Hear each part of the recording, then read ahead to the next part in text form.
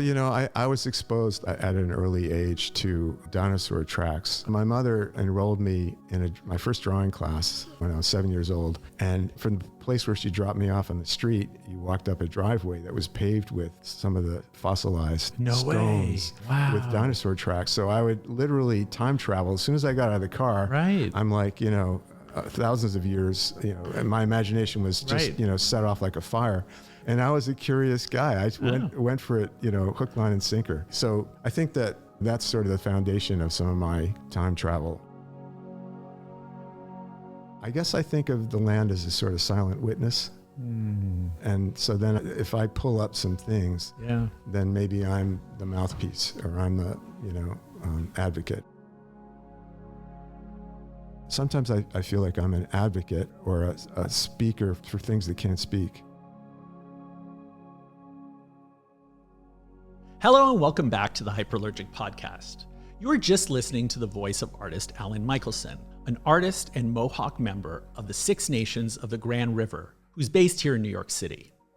As a child growing up in Boston, he'd always been fascinated by Cyrus Dallin's Appeal to the Great Spirit, which is a sculpture of a native warrior on a mighty horse that's been outside the museum since 1912. It's a beautifully done work, but illustrates a nefarious myth called the Vanishing Race. The idea that Indigenous people in America had completely lost the battle with their colonizers and would soon disappear. Many years later, with years of work as an acclaimed artist under his belt, Michelson was commissioned to sculpt his answer to that sculpture, and that's what we're here to talk about. The Knowledge Keepers are a pair of sculptures unveiled in late 2024, modeled on two living community members who are Indigenous to the Boston area. Over a century later, they gleam with a silver finish, a powerful response to the myth of the vanishing race that undergirds the Great Spirit sculpture nearby. In this episode, we're going to talk all about his story, from reconnecting with his Indigenous heritage after years of being separated from his birth family through adoption, his wide-ranging site-specific public art practice, what it means to be Indigenous from the northeastern United States, why George Washington and many other US presidents are called town destroyers in some native languages, and the place he feels most at home, here in our beloved New York City. We also visited with curator Ian Altivere at the MFA in Boston, who told us about the process behind the new addition to the museum's facade, which coincidentally is also part of the inaugural Boston Public Art Triennial that starts in May 2025 and continues until October. I'm Hrag Vartanian, the co-founder and editor-in-chief of Hyperallergic. I think we have a lot to cover and to talk about, so let's get started.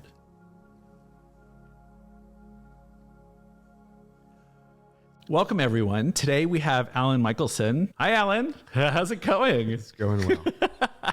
So I'm really excited to talk to you about your project that's currently up at the Museum of Fine Arts in Boston, Knowledge Keepers. Congratulations, by the way. Oh, thank you.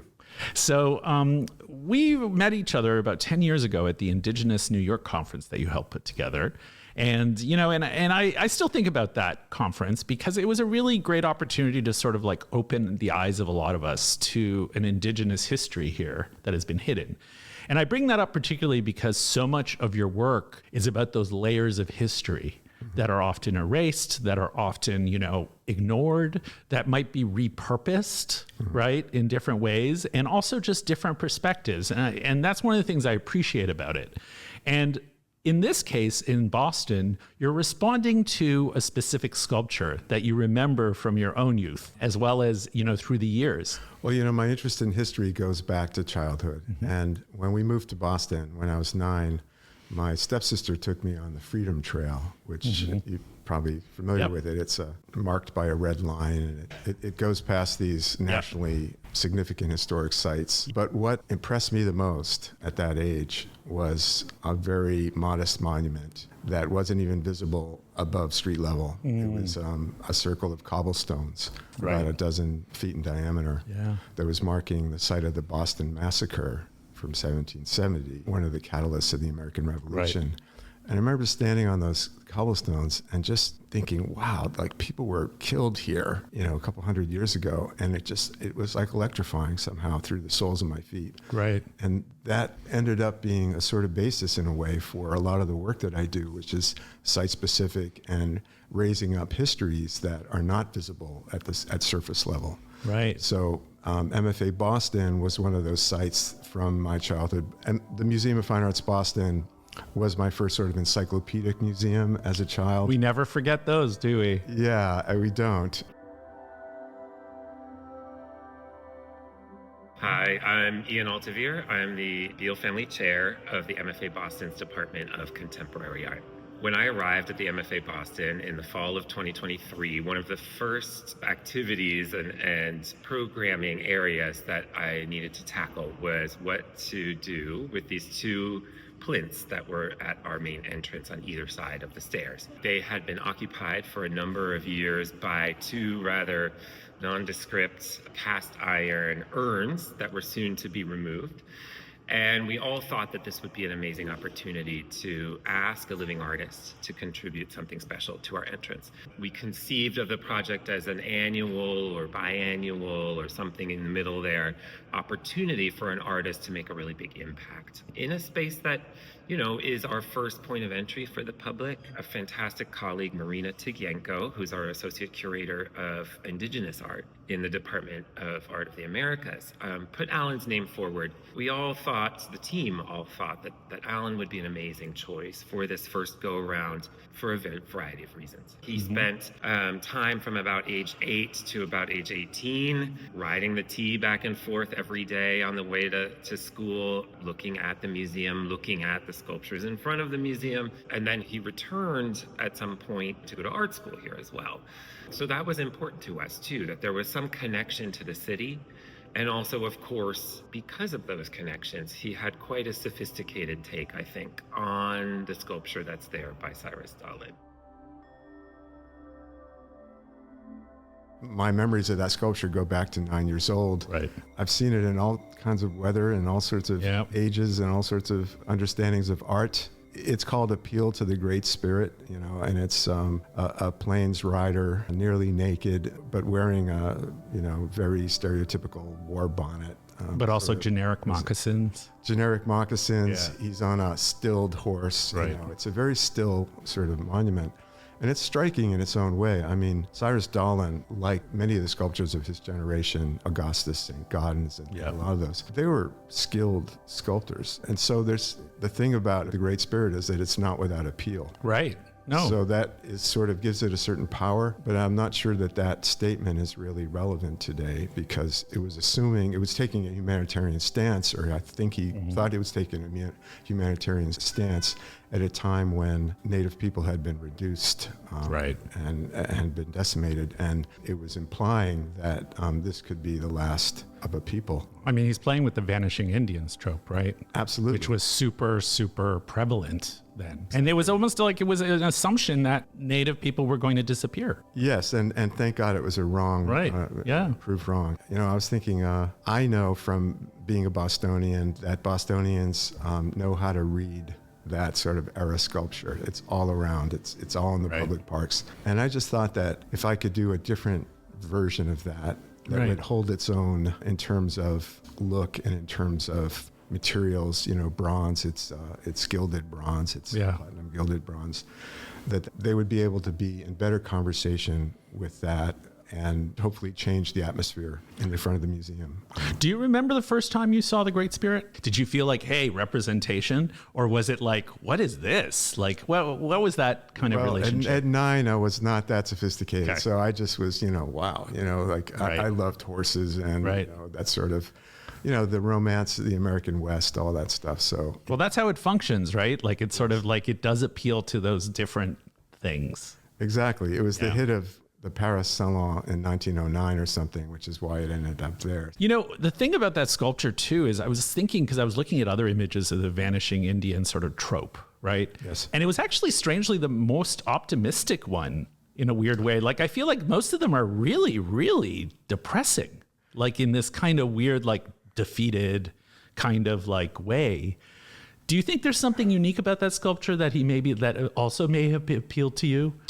Yeah, I mean, I think the body language, if you could say that, of the pose of the sculpture is less that stereotype of the dying Indian. But I was thinking about it. I found there's something sort of Christian. It seems to also enter into it. Such a good point. There's this sort of, and there were some crucifix paintings where in the usual crucifix painting, the head of Christ is always bowed down, looking like that. Right. There are a few that are like this. That's right. And I was thinking that might have inspired him in some way. You know, that what that brings up for me too. That's also this image of like, Lord, why have you forsaken me?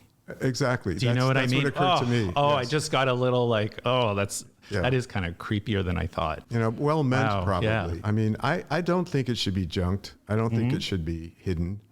But I do think mine should stay there. Yeah. So let's talk about the knowledge keepers. There are two sculptures of a local Nipmuc activist, Andre StrongBearHeart Gaines, and also Julia Marden. She's an artist and a community leader. Right. So both of these figures, one male, one female, are sort of at the entrance of the museum. And they're sort of like, they're also made of bronze, and then they're covered with platinum. They're gilded. Gilded with platinum, yes. Apologies. Yeah. And they have this kind of really radiant energy at the entrance. Tell us a little bit about your thinking behind this, and a little bit about how you saw them in relationship to the entrance, to the sculpture, to the public. Well, my models are live, thank goodness. Yep. Very accomplished people, very important to their communities. They are knowledge keepers. And so they already are radiant. So it was like, how do I, capture that? So part of it was pose. Like I knew I wanted Julia to be holding up that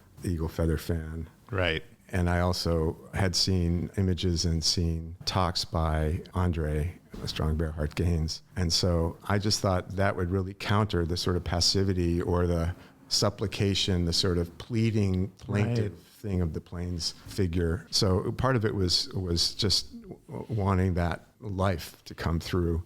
And then like material, so what should it be? And radiant substances have a certain sort of metaphorical and metaphysical significance to Northeastern woodland people. Right. So that glow is something that's, almost like medicine. Right. So, traditionally it was from shells, from like wampum, but also there was native copper in the Midwest that was traded. And then when silver came with the colonists, that became a big thing. Right. So I was trying to riff on that and extend it.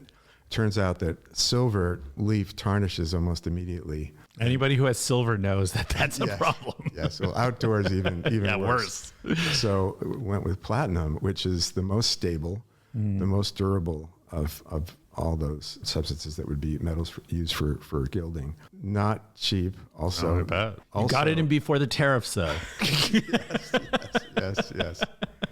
Yes, but it's also forward facing. It has futuristic associations Absolutely. as well. You definitely get that. There's like this sci-fi kind of aspect, like with like space travel or something. Do you know? There's like something very like futuristic about those images, and then also I think with like the Great Spirit sculpture, it's sort of like it changes the sculpture because he's not alone anymore, and he's flanked by these two figures. Yes, in fact, if you stand at a certain spot and his upraised arms, it's almost like the figures That's right. are in his... Oh, no, I got that immediately. And it's sort of like, I loved how like, it almost felt like this person wasn't alone anymore. Appeal answered.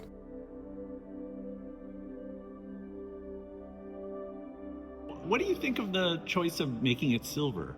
And I'd love to hear your take on how you think it sort of like completes the work or maybe complements other parts of the museum. It's a great question. We went through a lot of possibilities with the finish for those particular sculptures. I think Alan is always really interested in color and in the kind of materiality of things. It seems to play an important role, color especially, in a lot of past works. Color and reflection, I'd say. Once they had been made bronze, right, cast in bronze, you can either use a patina, you could paint them, which kind of tends to dull some of the sharp edges of a nice bronze cast, or you can gild them. And Alan had thought about a metallic finish. Bronze itself is metal. And he landed on platinum in a really interesting way. He was researching this a lot and read some studies from anthropologists and archaeologists who said that, platinum is really an indigenous metal. It's something that indigenous peoples in South America first kind of discovered and used in all kinds of ways. What's also cool about platinum is that it is one of the most incorruptible metals, right? So it is really protective. And as a result of that, it's used for all kinds of applications in kind of space age technologies. It has this amazing, beautiful kind of otherworldly sheen. And so rather than being reflective, it is more shimmering, right? Yeah. And so they have this beautiful, almost lunar quality, especially at night. Yeah. And that spectacular gleam also is a protective coating, right? So Alan is kind of protecting these amazing people, folks who pass by the museum, who are used to seeing, every day, maybe the same old sculpture out there, are now seeing something different, something spectacular, something glowing from the inside almost, right? So that's also special too. Let's talk a little bit about your own past. And I know your family's from Six Nations, a reservation in southern Ontario. And as I told you previous to our conversation, I've been there because I grew up in Toronto. And so I remember going to the Six Nations and it being the only reservation maybe that people in Ontario even knew. Yes. Frankly, it was very popular. The powwows were very well attended, right? All these, and there was a presence, in the community in a way that I think very few other Native communities, at least in Southern Ontario, had.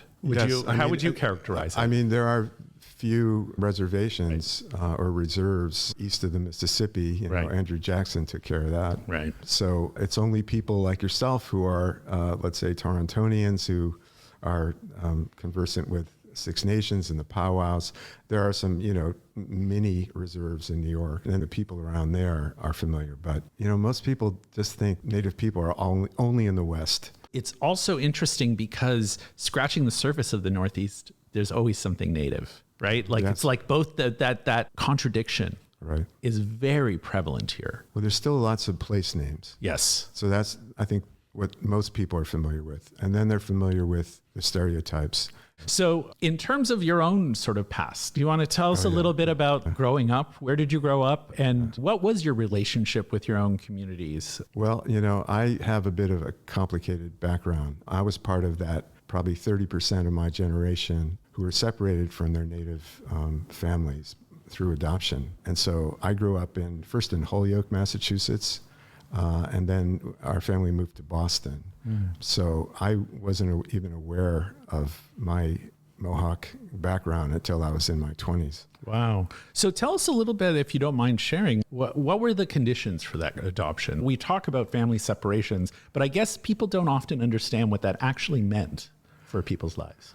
Well, there are all forms of Native removal. Right. And I think that was trying to be the most benign. Right. It was trying to answer a need, So in my case, it was a voluntary adoption. But then again, you could say that the position that colonialism had left my Native mother and family was not conducive to. Oh no, I would argue that it definitely, like those conditions, like poverty and other things, those are structural, right? Yes, but adoption is age old. Yeah, right? absolutely. It's not confined to this, but I think that probably like many adoptees, you want to know. Absolutely. And Absolutely. And you're not told. In fact, there are laws, in Massachusetts protecting all that information. So I was fortunate in being able to do that and to reunite with my Native family. Well, I think just so the audience sort of thinks about it too, I mean, could Native families adopt white children? I don't think so. Yeah, that's what I mean. So that's what I'm saying, like where the structural violence of the system is actually much more it was ingrained. Asymmetrical. Right, sure. exactly. Yeah. Like everything, it represents absolutely. power relations. Absolutely. And it was in many ways. I mean, I was raised in a great loving family, and was really well educated, public schools Yeah. and so forth. And I've tried to use that education to not only learn about my culture before I was even immersed in it. So you mentioned in your 20s is when you realized you had a Mohawk heritage. I mean, I would assume that there would be an amount of shock in that kind of reality. It was mind-blowing. Yeah. Yeah, just think of it, that, to be part of a relatively small population and then just wanting to understand it, embrace it, and live in it. Yeah. Which is what I've been doing for, 40 odd years.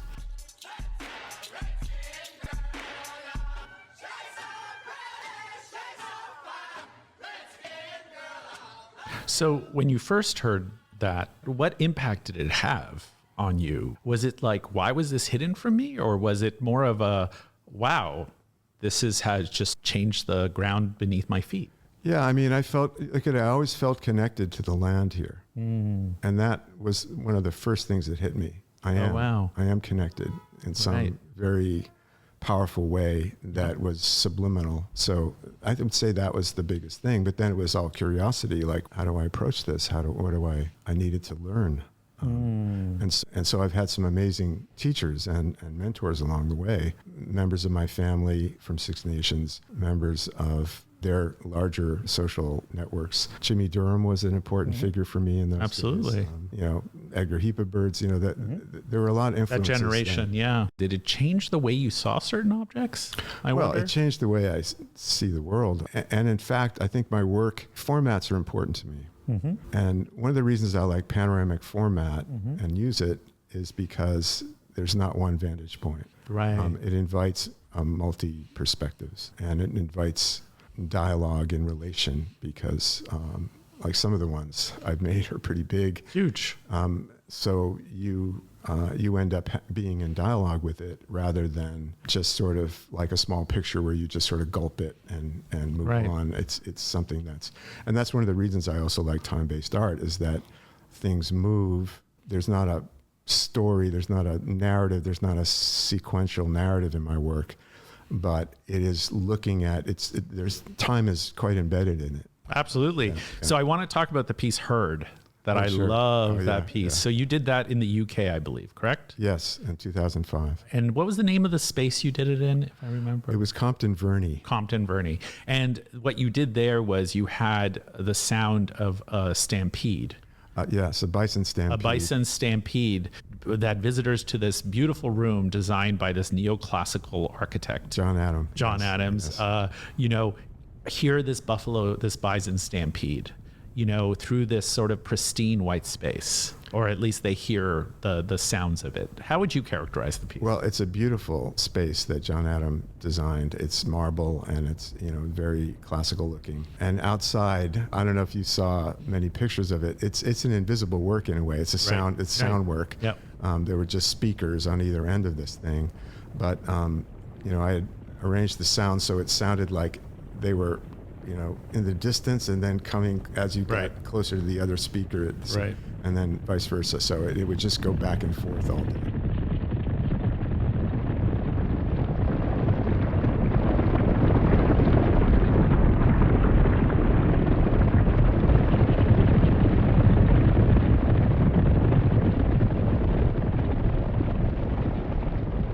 There were these, bucolic sleeping cows that were just outside the, just outside. Did they freak out? No, they just were grazing away, So that was a cool piece. So that adds another layer, almost like this domestication, right? Yes.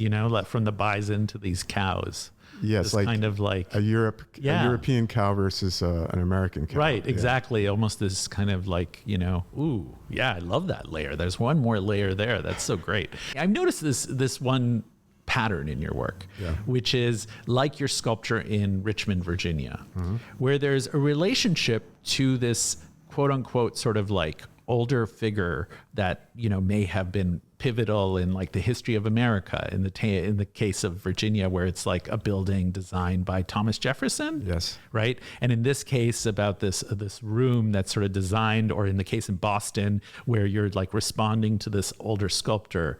And yes. So tell me a little bit about that relationship. What is it that really excites you, and what like ignites your imagination there?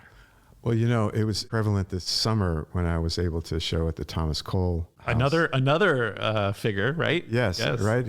Really the father, you could say, not only the father of the Hudson River School, but of American painting in general. Landscape painting for sure. Yes. And so you're right. Maybe that model of not starting from scratch, but starting from some sort of conversation with something that's pre-existing, and then sort of working from the present and wanting to project something into the future.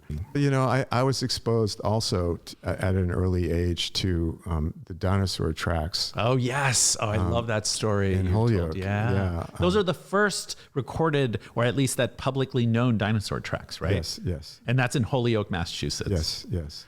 That blew my mind. I didn't realize couple of that. miles from where we lived, and there was this sort of folk sculpture of a dinosaur that I just loved. That was the first sculpture I really loved. Right. It was like a roadside attraction. Yes, it was a roadside attraction, but the tracks themselves were amazing. Like kids love dinosaurs, so. But I also. My mother enrolled me in my first drawing class when I was 7 years old. I was the youngest in the class.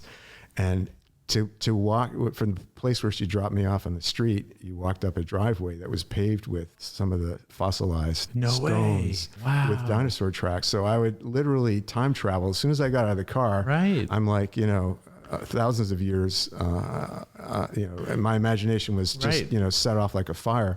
And then the house itself was like this Addams Family spooky sort of mansion with, old Oriental rugs. It's sort of dark. It had, it had things like arrowheads, but then it had the Hudson River paintings.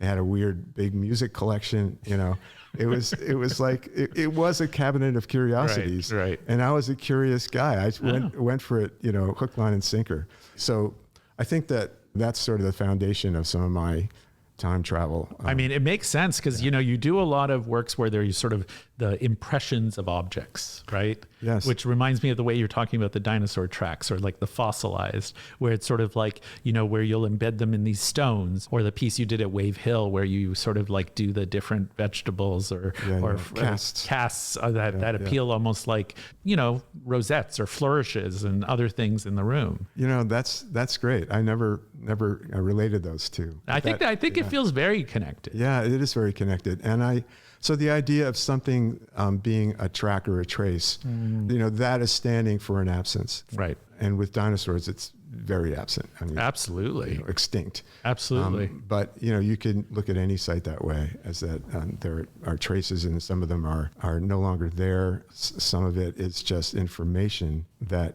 so one can dig in a site without physically touching it. Absolutely. That's part of my process. But time travel at a site. Yes, and that's what I do. And I know, that's exactly what you do. That's why I bring that up. I mean, the time traveling. Yeah, it's a habit. Yeah. And it's one that, serves me well in my work.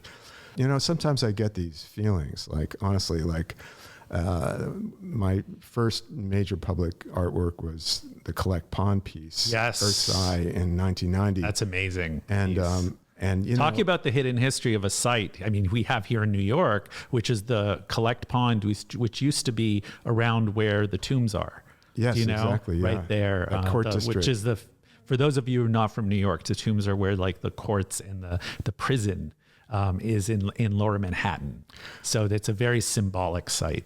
Exactly, and you couldn't make this up because entombed underneath all that was a living pond. A spring-fed major pond, something that was probably half the size of Walden Pond and as deep and as pure. That was just in the way of all that, mercantile, extractive activity. Right. And you also mentioned the fact how they sort of made it toxic, right? It's not like it disappeared out of nowhere. They just literally made it toxic with all the stuff they pour into it, the oils and they whatever. Poison their own water supply. Yeah, which is so bizarre, right? Yeah, it was insane. I mean, you think about who allowed that, what sort of governing body allowed that. But, anyways, there's a karma to it because they thought they could maybe develop it as, new land, and they had this scheme to do it, to make it a residential, fancy place called Paradise Square.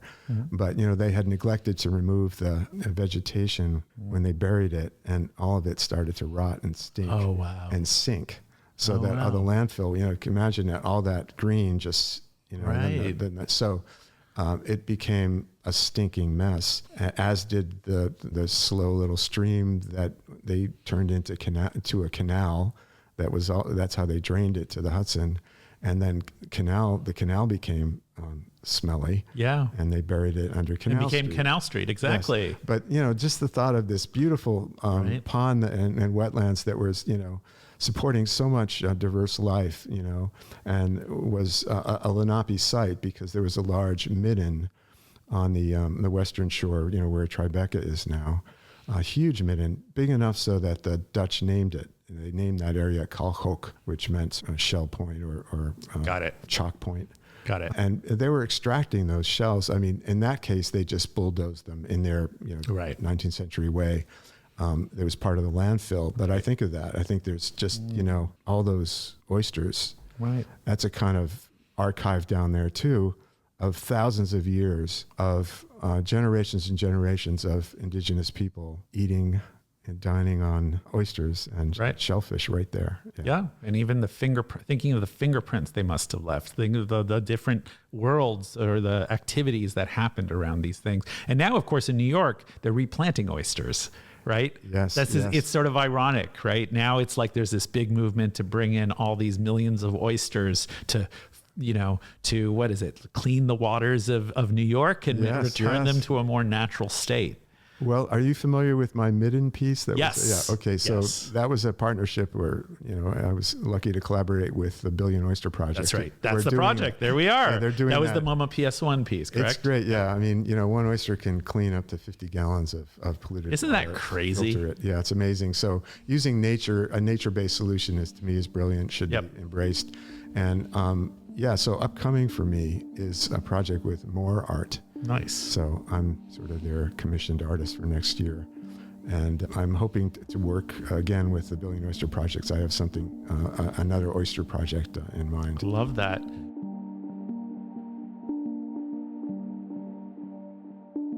One of the things I like about casting is that it's like what you see is what you get. It's in many ways most true form of representation that you can make of a three-dimensional object. Absolutely.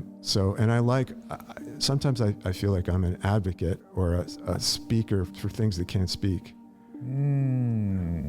Oh, that's powerful. That's powerful. And also, I think like the casting also, coming back to the notion of time, freezes something in a moment. Absolutely. I'm a fan of this brilliant British psychoanalyst and author, Adam Phillips. And just in passing, at the end of one of these conversations, he just said something like, art monumentalizes life. It stops time and invites space for reflection, something like that. And I think that's exactly what it does. Spot on. Yeah. I think that's really powerful.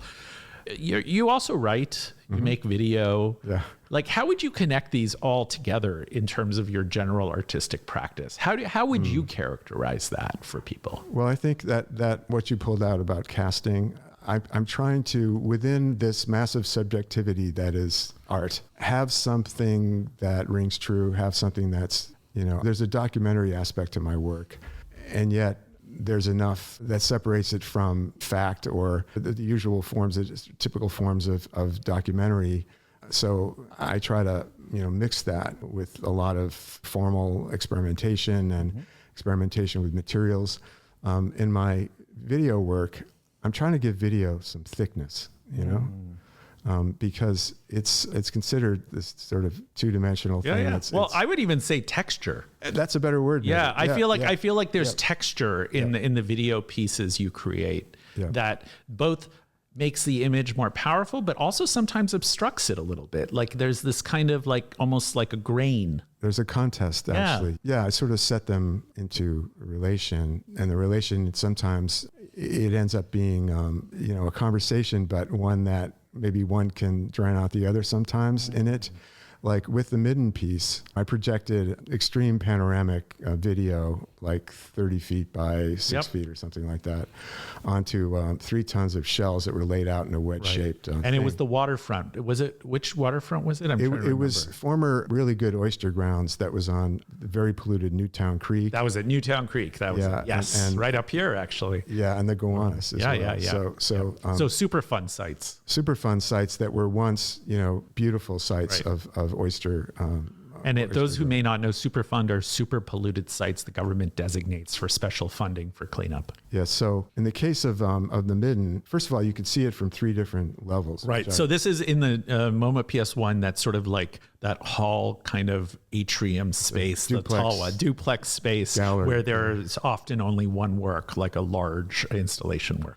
Yeah. So from the main floor, you could look down at it, and it flattened out because you're looking down. But then as you got to the basement and then sub-basement, and as you got really close to it, I noticed that that the video seemed to harden. Yeah. And the shells seemed to liquefy. Interesting. You know what I mean? It's like the sort of flowing colors of the video on the shells made them less hard. But it hardened the video, if you know what I mean. Yeah. I get that. Yeah, I used to paint actually that way, where I would cover my canvas with materials that I collected from the site. Could be twigs and little things and leaves and stuff, and I would then paint something that was figurative over that. And so there'd be a little contest. I got that from Kiefer, just a contest between the material itself speaking and then the other. And so there's a way in which, like, the video, even if it's not narrative, has a narrative quality to it. And there's a way in which, shells or turkey feathers are mute, but very expressive of nature. Yeah. So it changes. That there's something declarative maybe about the video, and something that's just like a drone about the object that I'm projecting onto. But then I got into things that are a little more complicated, like a human face, like George Washington's. Let's talk about that one. But first, I just want to clarify for Anselm Kiefer, for those who may not know the German artist, because he works a lot with memory too, which really connects with yours. And I mean, the memory of genocide specifically, he often works with, right? Yes, he was an important artist for me when I was moving out of abstraction into figurative work. In fact, he was probably the impetus for it. He's your bridge. I like that. I love that. So let's talk about this piece, because the George Washington bust, I think it's an incredible piece. You bring up the history that in the Mohawk Nation, he was called Town Destroyer. Or is it a Haudenosaunee word? What was it? Well, remind me, please. He inherited a title from his grandfather, who was the first upon whom the local natives, I think they were Susquehannocks, that he murdered. So down in Virginia. Yeah, or around, in that area, there were wars in the late 17th century. Right. I think that it probably translated slightly differently in all the different nations' dialects and languages. Even at Six Nations, if you listen to my thing, you'll hear different pronunciations of it. Hanadaganya.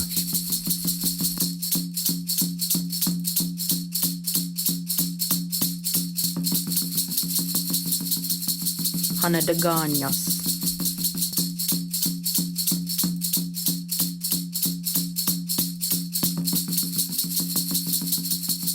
Hanadaganyas. That was the first time that I've used the figure in my work. Like, a lot of my work is about what human beings maybe have done. It sort of shows results, but it doesn't show the people. And traces. Yes, traces, exactly. But it's like the part standing for the whole. Right. It's not typically figurative in that way. So that was the first time that I sort of got into that. But this idea of history as a projection, that also occurred to me, right? Right. It's a projection often of a fantasy, and often of what I would distinguish between history and heritage. I think, heritage maybe can be a neutral term. The way I'm meaning it, though, it's very inflected history. It's very biased history. It's sanitized history. Right. And so our image of George Washington, which is in our wallets, everywhere. Everywhere. There's really such an icon. To take the liberty of give me liberty. That was a step for me, and it's not unlike in a way. Dealing with Dallin in front of the Museum of Fine Arts. Absolutely. I see the connection directly. Yeah. And the thing about that Washington piece is, again, this term town destroyer, it sort of changes our idea. And it reminds me when I visited the Seneca Nation in Western New York, sort of like when they talk about JFK, they have a whole different history from the understanding of mainstream America, right? They see him as negative because he took their land. Yes. Do you know? And it reminded me of that, where it's sort of like Washington then becomes this figure that has been transformed, like, no matter what Houdon did, and tried to like glamorize him into this almost ancient Roman-like figure, you've sort of like projected onto him this other history, these maps, these different traces of violence that have brought up. Now, do you think that piece, like, how would you connect that to your interest in sculpture and space and time? I think that in a way, the bust is a trace as well, right? Because it's based on a cast, right? But I wanted to just get into his title, Town Destroyer, a little bit, because every subsequent American president is known that way. Oh, I see. So all of them. So the name started there, but then it's sort of they inherited. So that was also prevalent even around New York. Like there was a Dutch governor named Corlear. Corlear's Hook was once a place. Oh, of course. Yeah. So all the subsequent governors we called Corlears. You're kidding. Yeah. So it stuck, right. Right. And in the American Revolution, the revolutionaries were known as the Bostonian. Really? Yeah. So there was a sort of consolidation of these sorts of things. And if you think about it, I love that because it also pokes into the mythology, right? It pokes it through it and sort of gets to a different perspective, which is what you're kind of work on in general. Apologies, go ahead. Yeah, no, that's true. This idea of presidents as town destroyers. Yeah.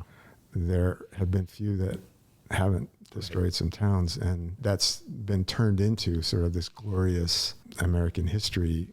But most of it is pretty bad. Yeah, absolutely. And even when natives fought the American Revolution, they didn't really get anything.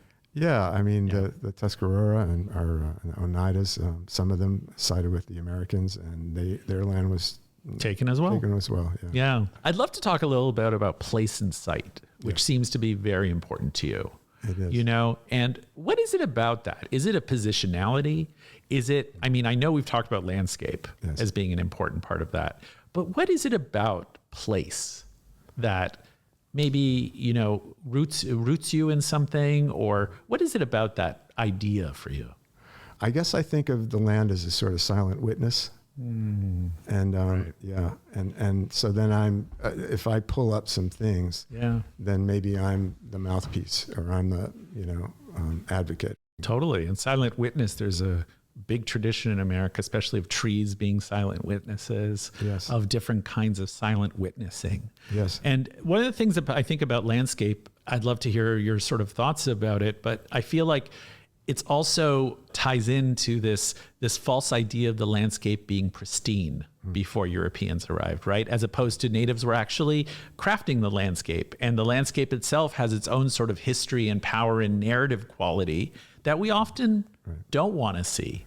And I'm curious, is that resonate for you, or is that the way how do you approach the landscape in different ways? Well, again, I get feelings about landscapes, and I think that because indigenous culture is relational, the native place names, they're descriptive, but there's some sort of love that I read in those descriptions, right? Like this is the place where the two waters meet, or there's like a mini poem, right? In these, and so there's a reverence there. And there's a knowledge there, like the knowledge keepers. And so I try to be in dialogue with spaces like that. Yeah. So now we've been having this great conversation. Is there anything that we haven't talked about, and specifically about the Boston work, that you'd want to address? Yeah. Do you know, is there something about that, like maybe even talk a little bit about how your relationship to a museum like the MFA has changed over the decades? Yeah, well, of course, the first time there was interest on their part was in the Hanadagayas photo series that I did. And so they acquired that a few years ago fortunately have a Indigenous curator there, Yep. Rita Taekwengo, and that's happening more and more at major art institutions. Yep. So it's nice when museums are opening themselves up to, work like mine. And like you say, it's being integrated now. It's not like this, let's just exotic. Here's the native room. Yeah, it's not like that. But, there are still many shows that are group shows that are being made where native artists are not thought of, but it's changing. It's starting to change, and that's really good. I hope that the non-native curators will continue to learn about our cultures and our artists, because I think that it's important for curators to be sort of responding to work very honestly and applying the same sorts of critical faculties that they would apply to any work. And I don't always see that with some of the selections. They seem Absolutely. lazy and not in depth enough. Right. There's better work by some of these artists or by different artists that they're not even thinking of. So the last thing I want to ask you about is Robert Smithson, because you have an interesting relationship. Bob? Yeah. Yeah, well, I am drawn to the land. And of course, I was drawn to artists who are also drawn to the land. But Yep. there's something, it shows there's hubris involved. Yes. Yeah. What, you don't think you can just change the landscape whenever you want? Well, exactly. Okay, so that's it. So there's the sense of entitlement Yes. that created the United States seems to have empowered these artists who usually aren't associated with sort of empire or stuff like that. Right. But in a way, they disregarded it. Well, isn't that the ultimate privilege to be able to ignore it? Yes. It's. In a way, it's extractive. But I know he's an intriguing artist for me because he died tragic. He was sort of Icarus. He died in the plane that was looking at one of his aerial views, trying to research a site. So there's something sort of legendary about him, and also something disturbed. Like this brilliant guy from this little, tract house in New Jersey trying to find his way. And in a way, I do love some of his work. I love Spiral Jetty. It's complicated. It is. Yeah, well, that's what I like. I think that's like the sculpture in Boston, where it's sort of like you can acknowledge the problem there, but you also want to be in conversation with it. Yes. Right? It doesn't feel like a lecture. And I think that's why your work works so well. It's like there's a conversational quality that brings the viewer in. Yeah, I believe strongly, and I used to tell my students, like, there has to be some attractor. There has to be some sort of magnet for people to give your work the time of day. Yeah. Because, visual art is the most democratic of arts, I think, because you can get a lot from looking at something in a very short time. That's right. So it's very economical in a way. And cross-cultural and all those things that language is not. Yes, and it has this sort of very compact power that can then have large reverberations. And unlike performance sort of oriented, even musical or theater or performance art, you're not stuck. You're not like, if it's not to your taste, like, you're not stuck. It's like, I love that about just a sculpture, something that's just mute. It's on the wall or whatever. It's like, yeah, okay, Totally. But it's like, and you can consume so much of it. Yes. In a way you can't with books. You can't exactly. with, you just take it all in. It's promiscuous, isn't it? It really you walk is. through a museum and it's Totally. like, wow, I'm just too much. Like, I was just recently in Rome and it definitely had that. No, it's like drinking it in. Yeah. It's like that level, like a fire hose, It's like drinking from a fire hose a little bit. Yes. Where it's all this get that rapture sort of at a certain point. Yeah. It's amazing. And, it's intense, and I think that intensity is part of what draws people to art, and it's often lodged in the artists. Absolutely. Absolutely. I love that. So my final question is going to be, what is the question you hope people think about when they see your work? Is there a question that you would like them to think about? And obviously there are probably many questions, but I'm just wondering if you could isolate one question that you think really sort of gets at some of the ideas you talk about, and perhaps people sometimes don't maybe see or discuss as much as they should. How much is it?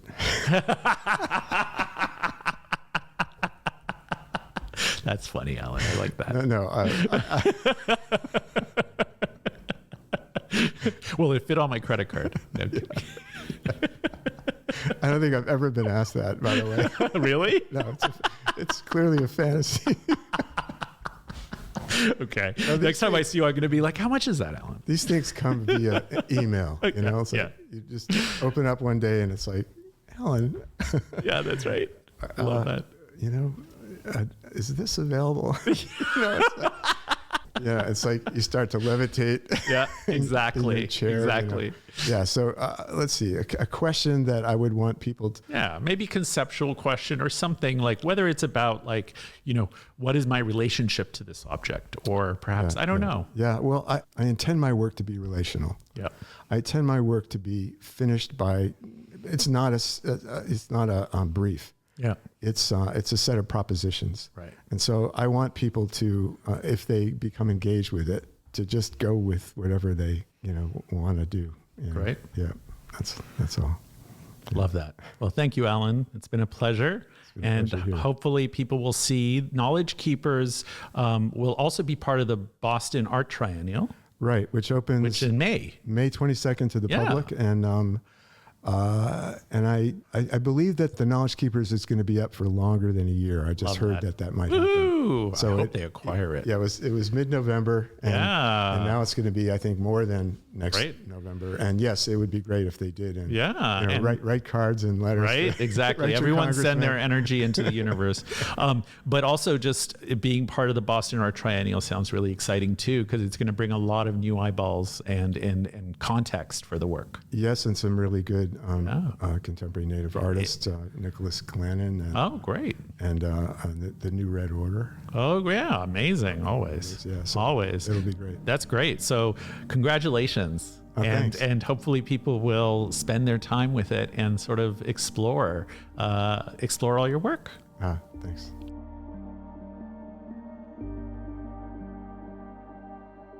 Thanks so much for listening. This episode was edited and produced by Isabella Segalovich. And like all episodes of the Hyperallergic podcast, it's supported by Hyperallergic members. So if you want to join thousands of other people to support the best independent arts journalism out there, telling stories no one else is telling, please consider becoming a member for only $8 a month or $80 a year, because Hyperallergic needs your support to ensure that we can continue to bring the stories you want to hear. Thanks so much for listening to this episode. My name is Harag Vartanian, editor-in-chief and co-founder of Hyperallergic. See you next time. It is sacred, we nourish our souls, and that is something that Western culture seems to have forgotten.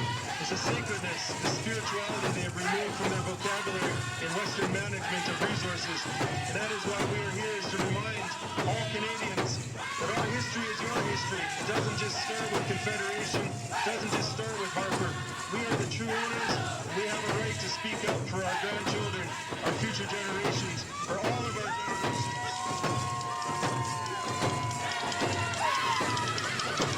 It's going to take all of us to oppose Bill 45, FIFA.